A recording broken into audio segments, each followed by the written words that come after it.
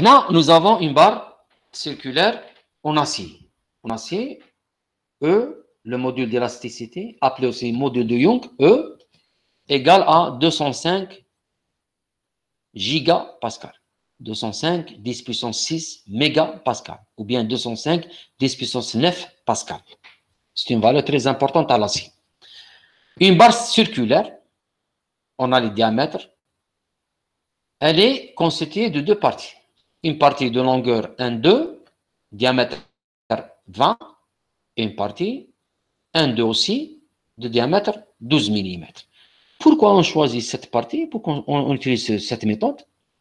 Ça dépend des applications. Des fois, on est obligé, par exemple, d'incorporer, par exemple, ce corps dans un logement, par exemple. On est obligé de minimiser sa dimension pour l'intégrer dans un logement, ou bien, dire un filetage pour la visser. Ça dépend des applications. D'accord? Mais là, dans notre cours, on va voir, est-ce que le fait d'utiliser des diamètres différents, si cette barre, elle est soumise à un effort de traction comme ça, d'accord?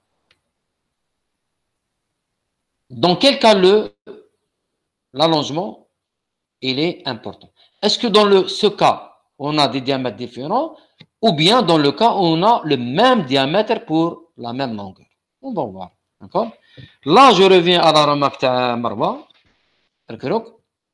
Là, regardez bien, on a uniquement une traction. Et on a des diamètres différents. La méthode de coupe là, où est-ce que je vais l'utiliser? Je vais utiliser là, j'obtiens une valeur intérieure 22. J'obtiens là, j'utilise aussi ici, j'obtiens aussi la même valeur. L'effort normal. Mais la contrainte, elle n'est pas la même. D'accord? On va voir. Quel doit être l'allongement total sous une traction P égale 22 kN? Dans ce cas, on est sûr d'avoir un allongement positif. C'est clair et net. Il n'y a pas de force dans des sens différents. Il n'y a pas une force, par exemple, comme ça ou bien comme ça. Donc là, on est sûr. On est sûr d'avoir un positif. Mais on doit le calculer quand même.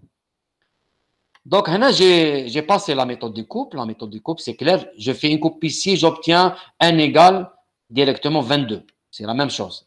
Donc, ce n'est pas la peine de le faire, cette méthode de coupe. D'accord? L'allongement total maintenant, il est donné par l'équation 4,22 du cours. On a deux sections différentes, donc c'est la somme arithmétique.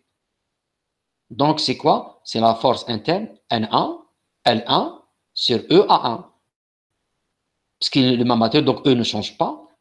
Le P ou bien le N, l'effort normal à l'intérieur, on a qu'un délivre ici au P, mais dans notre cours, c'est N, l'effort normal. N pour dire normal, d'accord? C'est le même, donc on va les faire sortir comme ça.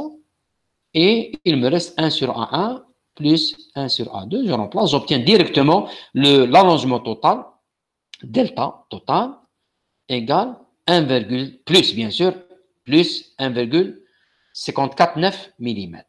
Premièrement, regardez bien. Premièrement, les allongements, c'est toujours de l'ordre de millimètres. Des fois, même cette valeur 1,5, c'est une valeur très importante. C'est juste pour l'exercice qu'on a utilisé ces valeurs. Deuxième remarque. Là, on est en train de calculer le delta, l'allongement. Vous voyez bien que les déformations epsilon, ça ne nous intéresse pas. Donc, c'est la matrice pour avoir les vecteurs, les directions propres et les valeurs propres. D'accord?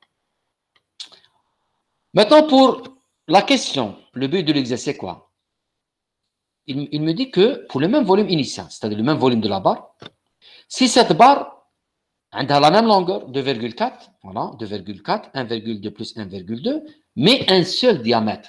C'est-à-dire, on n'utilise pas cette solution, un diamètre, on bat un autre diamètre. On utilise le même diamètre, donc on est obligé de recalculer maintenant, pour le même volume et la même longueur, on est obligé de recalculer le diamètre, ou bien la section, parce qu'on aura besoin de la section dans cette équation. Là, on a uniquement une section que je vais chercher. Uniquement une barre, donc j'applique la loi, l'équation 4,20 pour une seule barre. L'allongement, c'est quoi? C'est la force normale. Pour la même force appliquée, 22 kN, je vais faire une coupe, j'obtiens la force normale, 22 kN. C'est clair. La longueur L, c'est 2,4. Le module de Young, il est déjà donné, marof. Donc, je dois recalculer maintenant S. Comment je calcule S? C'est clair. S, c'est quoi? C'est un volume divisé par une longueur. Donc, le volume de la première barre, c'est quoi? A1 fois L1 plus A2 fois L2. Je le calcule, j'obtiens cette valeur.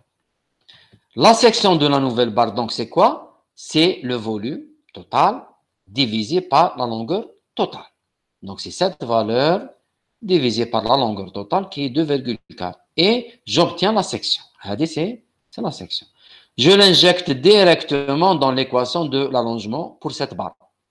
L'effort normal qui m'a N, c'est 22 kN. Il est là.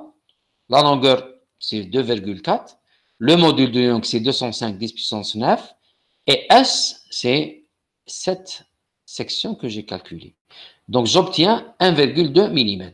Si je vais comparer maintenant 1,2 mm avec 1,5, c'est clair que la déformation dans ce cas, elle est supérieure à la déformation pour une seule barre. Mais on ne peut pas juger parce qu'il y a des applications où on est obligé d'utiliser des sections différentes. D'accord? Voilà, ça termine.